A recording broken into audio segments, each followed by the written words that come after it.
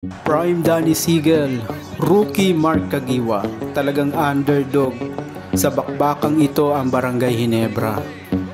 Powerhouse ang San Miguel Beer, may Danny Ildefonso, Nick Velasco, Dondon Hontiveros, Olsen Racela, at syempre ang prime na si Danny Sigel.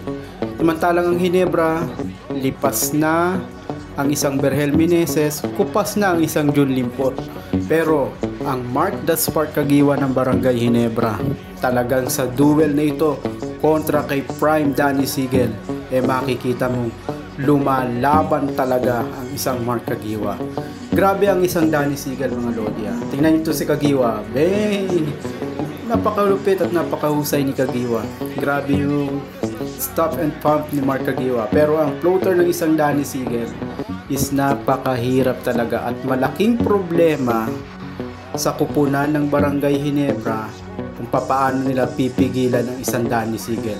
Pero si Mark Caguioa, gaya nga ng nabanggit natin, kahit rookie pa lang si Mark Caguioa dito, makikita mo ang isang Mark Caguioa. Hirap ang Ginebra kay Danny Sigel.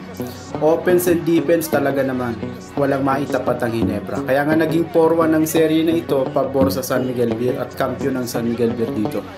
Grabe, mga Lodi, ang Prime Danny Sigel, sobrang napakahirap bantayan. Pero ang isang rookie Mark Caguioa, napakahirap din naman depensahan. Dahil sa bilis at husay nito, talaga namang kakaiba ang lakas at galing ng isang Mark Caguioa. Dangan nga lang at din nila nasolusyonan ng isang Danny Sigel dahil wala silang maibantay. Si Lago, Meneses, kayang-kaya ng isang Danny Sigel. Yung mga floater ni Danny Sigel talaga namang napakahirap i-stop, napakahirap bantayan.